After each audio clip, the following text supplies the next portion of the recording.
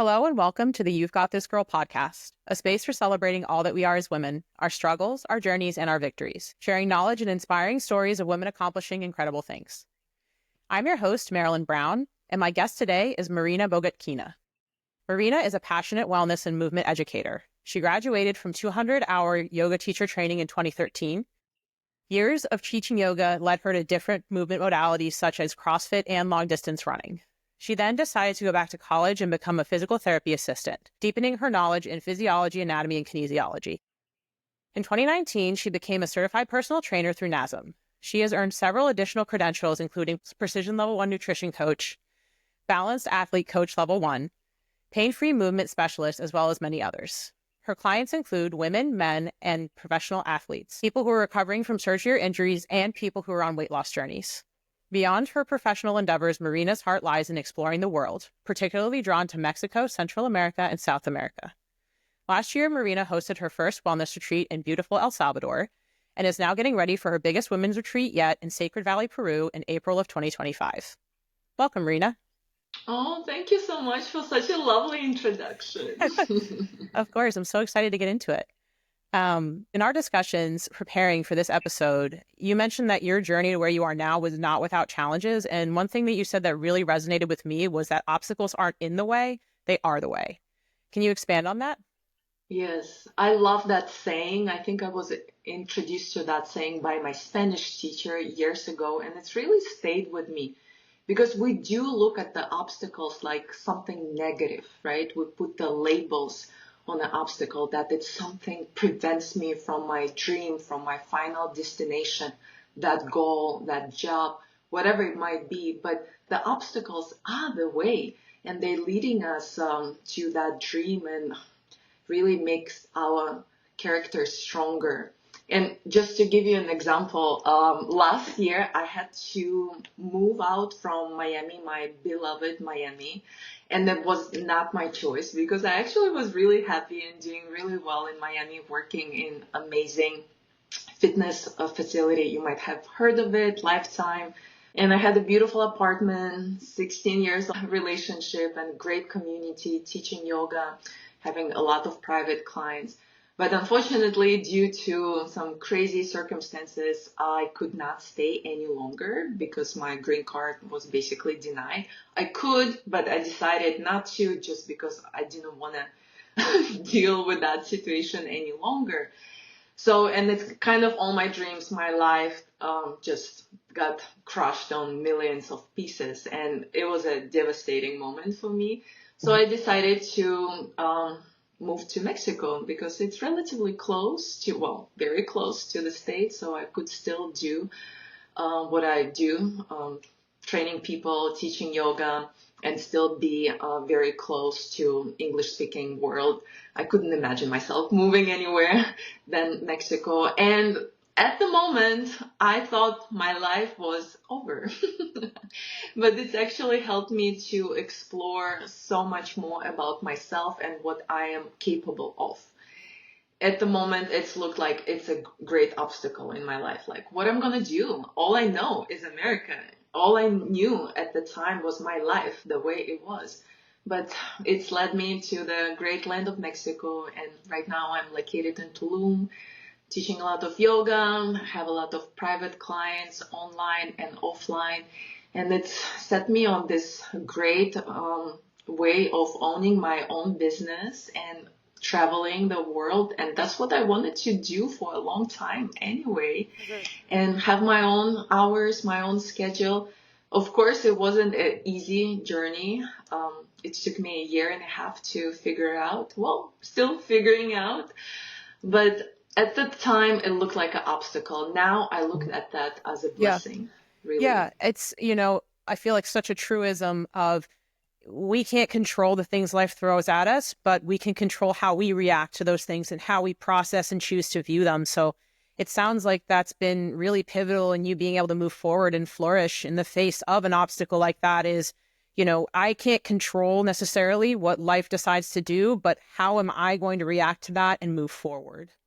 Exactly. Yes. And of course, in the moment, it's really hard not to react. And maybe initially it's okay to react, but over time to step back and really look like from the bird view eye above the situation and be like, hey, well, I'm just gonna have to move on and continue with my life. What else I'm gonna do, really?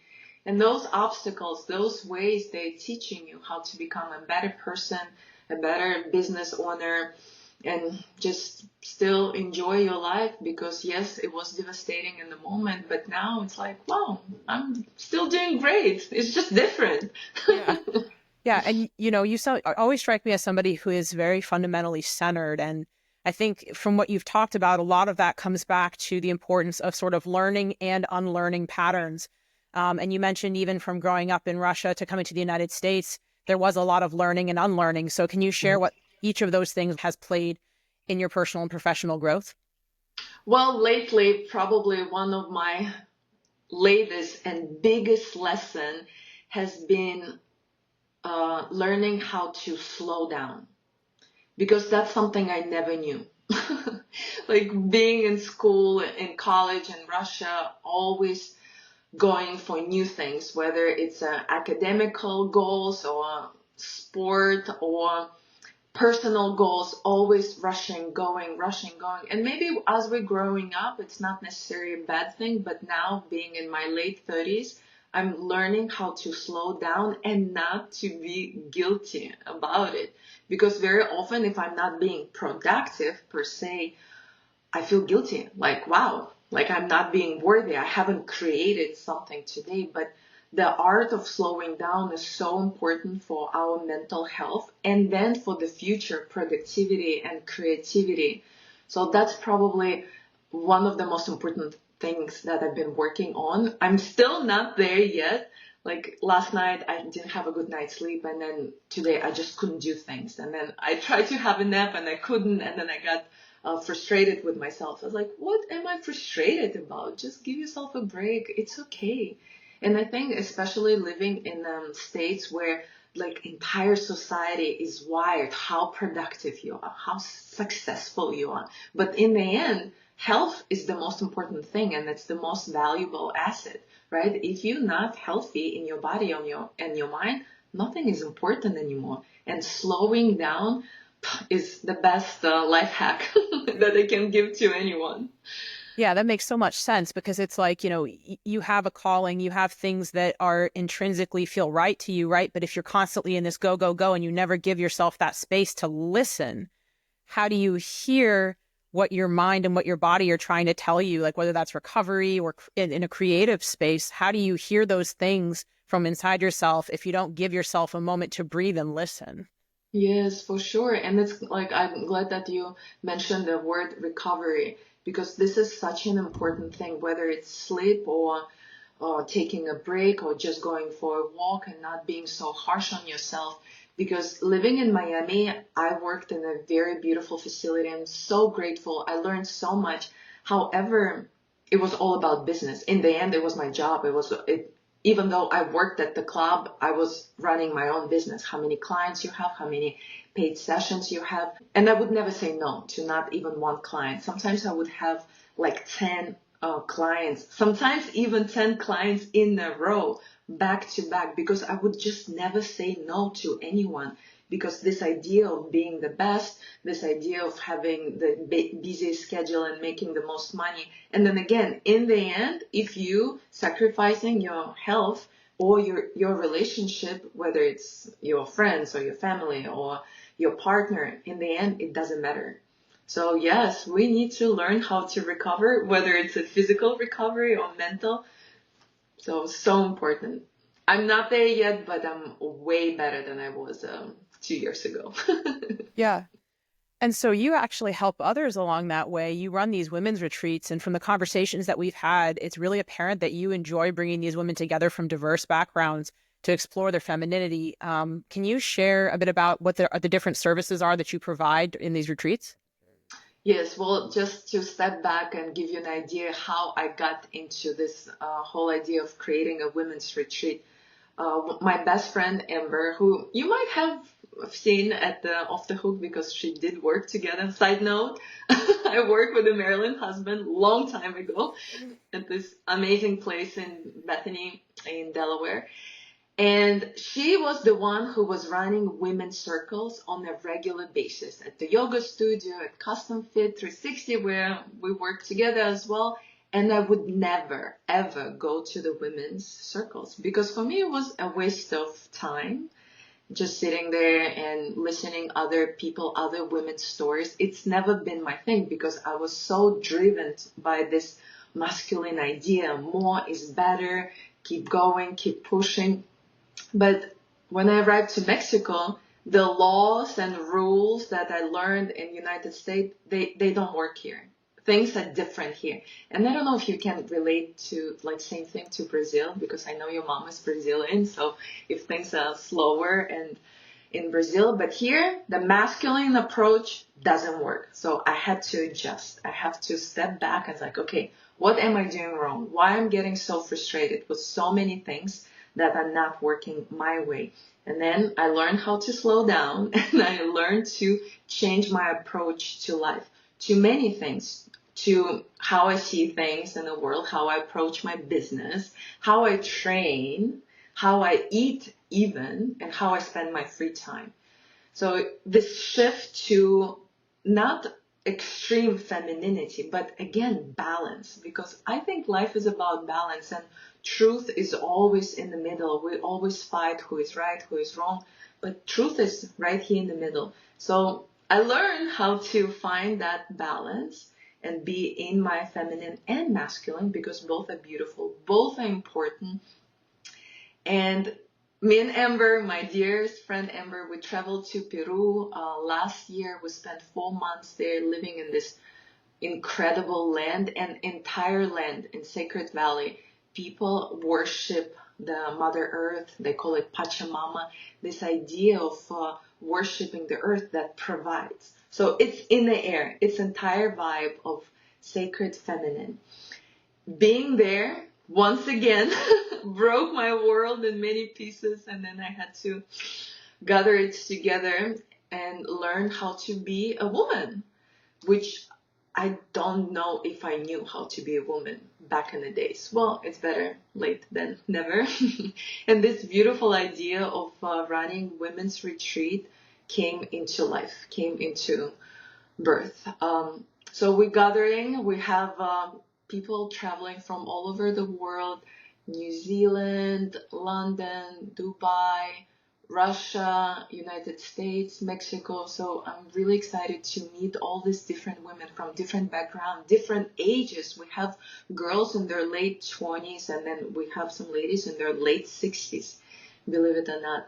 And just have this sacred gathering, sharing stories and stepping into this idea that we are women in the end. We don't need to play by man rules, which were created. They serve the purpose, perhaps, back in the days, but I don't believe they serve a purpose anymore, any longer. And for us to thrive and to give and receive from our family, our kids, our community, we need to step in what female energy is. And for me, it's finding a balance once again. And, you know, both you and me love strength training. And I love how you brought up that question in our early discussion. I love strength training. It's phenomenal. However, I'm learning how to complement it with the other practices. And that's what I'm talking about, finding balance between feminine and masculine. Because for me, it's always was strength training only. Well, a little bit of yoga here and there, but strength training 5 days a week, 6 days a week, and then injuries, you know, being burned out, feeling exhausted, all those things as a consequences came into my life. I had a really terrible hip injury that I couldn't walk.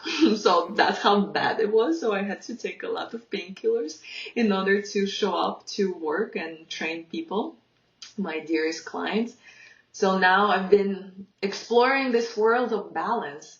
So yes, I still do the strength training, but complement it with some dancing. And dancing's been like one of my favorite things that I do on Friday night. So tonight I'm going to go to my dance class, something I'm always looking forward And let me tell you, it's still a great workout. Your great cardio. But in the retreat that we're gonna run, we want to combine those different practices such as dancing, yoga. We'll do hiking and some sacred places in Sacred Valley, which they have many left after Inca civilization. We'll do cacao ceremony. That's something I learned here in Mexico, something just really beautiful, giving respect to this beautiful medicine, cacao. Then I'm going to have a very special guest at our retreat that's going to do a temazcal, which I don't know if you've heard of or seen it. It's basically a traditional sweat lodge, another transformative practice that actually was born here in Mexico, and then it's kind of spread out to the South America as well. So all these practices, all these amazing women gonna come and bring their gift, so we can work on finding balancing yin and yang energy, which for me has been life changing. So now I know I don't have to be one. I don't have to be just a woman or just a man. I'm both, because we are both. And that's why Yeah. I really like that sign, the yin and Yin yang. and yang. Yeah. And I feel like, with these retreats that you're going to be running, it's almost very similar to what I had in mind with this podcast project of bringing women together and finding the things that unite us. Whatever our pursuits may be, there is strength in us, and finding the commonalities and the things that bring us together and make us strong as women. Yes, 1,000%. I always say there's no competition. There's only collaboration.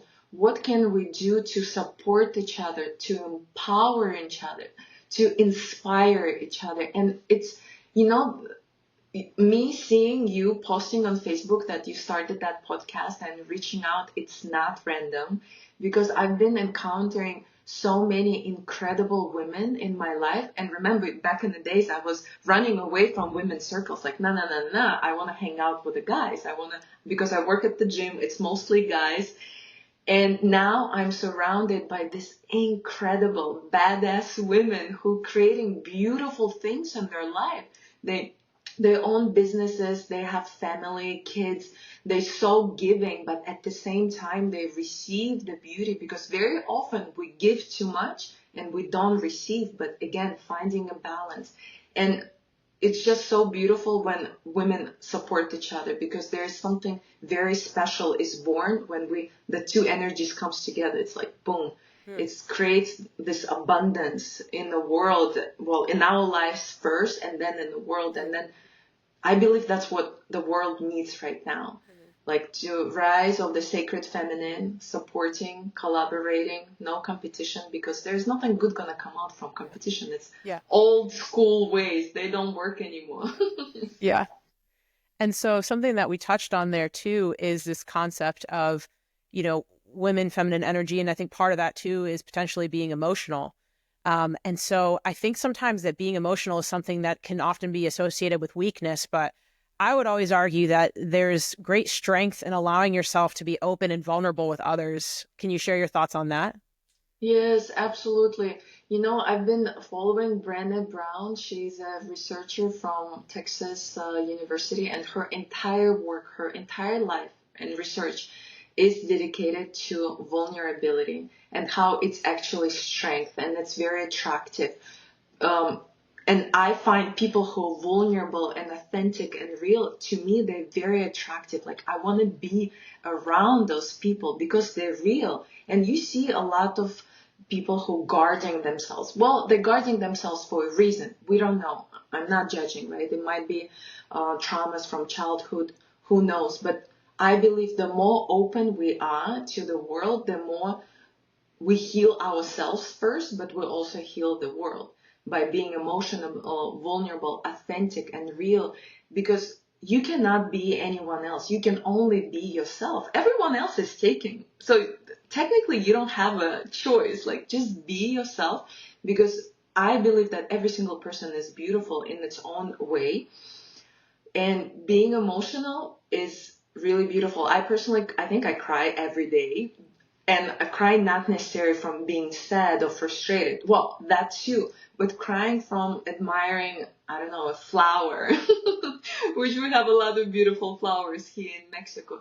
Being emotional and feeling everything, not running away. And that's like another thing. If we're experiencing traumatic events or after traumatic events, we try to run away from our emotions or hide it or look strong. But in reality, we need to live through those emotions. And this is how we process trauma. Yeah. And another great book that I just read lately, You Are the Mountain.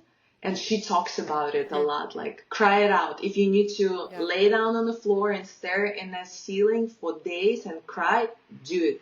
Because that's what essentially and eventually going to heal you. Yeah, well, it's hard because, on the one hand, when you get hurt or when you have that trauma, you have that intrinsic sort of guarding reflex, right? To protect yourself. But in those moments, people who have that trauma sometimes are a lot of times the people who need that human connection the most.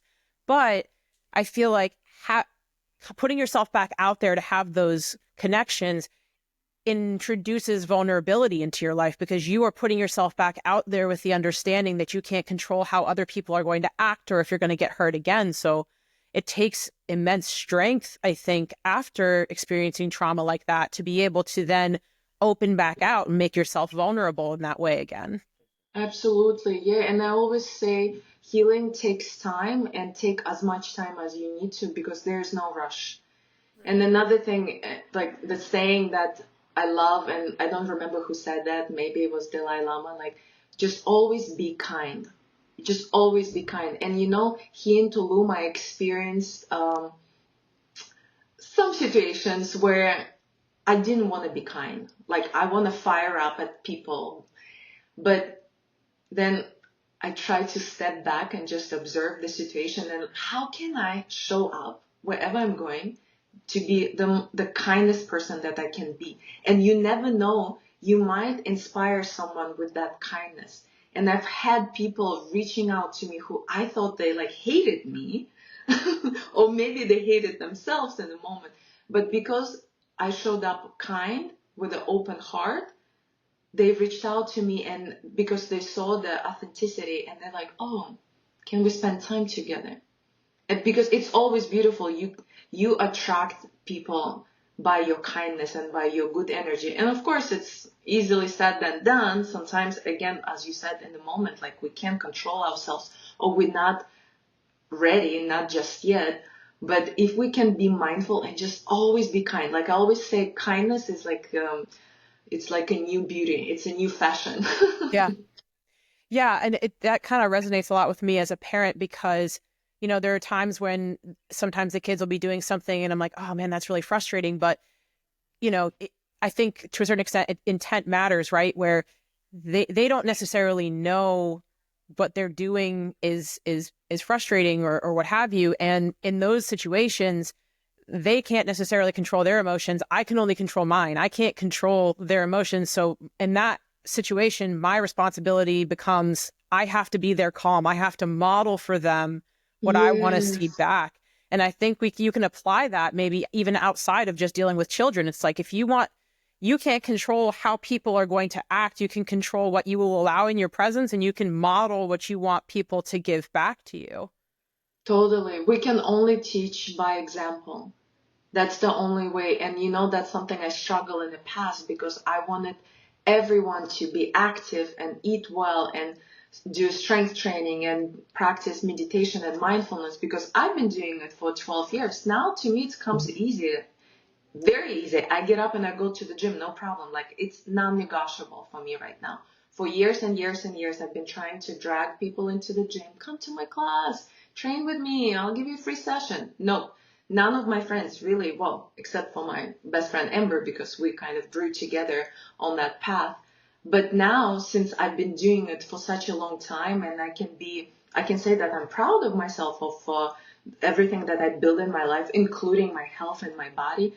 All my friends want to train. Like, I cannot tell you how many people reached out to me like, hey, can you write a program for me? My goals are this and this. Like, sure, now you're ready. 12 years later, but now you're ready. Because all these years, I've been just doing what I think is important and try to Yeah. inspire Yeah. and encourage my Yeah. people. Well, I think that at least my experience has been that we have to, like, especially here in the US with the go, go, go kind of culture, we have to give ourselves permission to do things for ourselves, just for ourselves. Like I especially felt this as a mom, and I had another podcast guest that I spoke with a lot about this, is like, you know, as a mom, it was difficult in the beginning because I felt such guilt for wanting to do things that poured into my own cup because I felt I should be, going and spending time with Nick. I should be, doing more things for the kids, etc.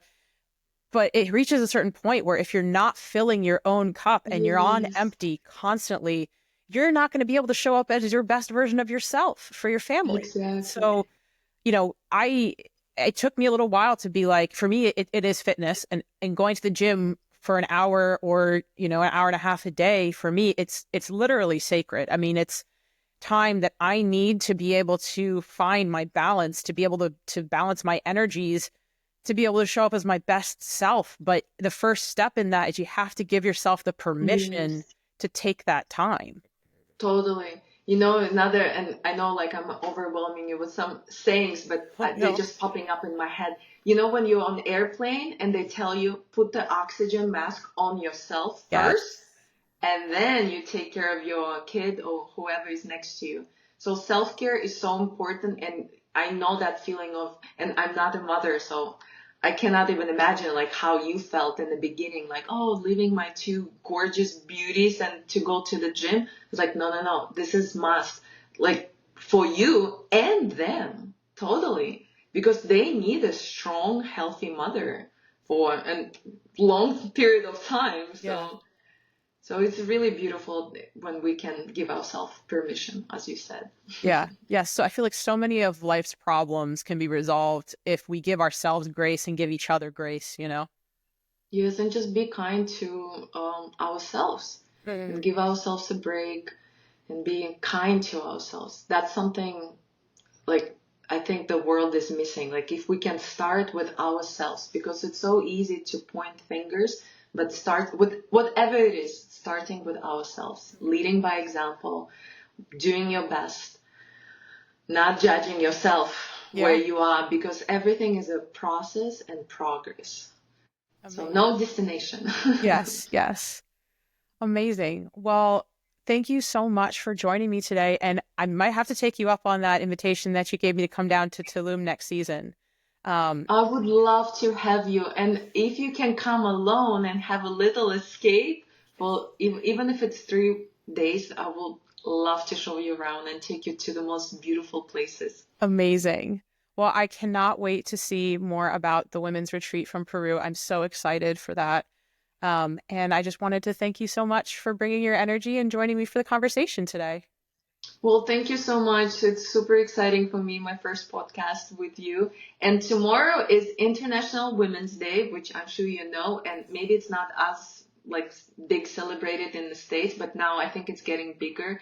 So happy International Women's Day tomorrow. Enjoy, celebrate, Yes, happy International Women's Day. and to all your listeners as well. Wonderful. Well, thank you so much for your time, and I look forward to chatting again soon. Yes, yes, staying in touch. Thank you. Yeah.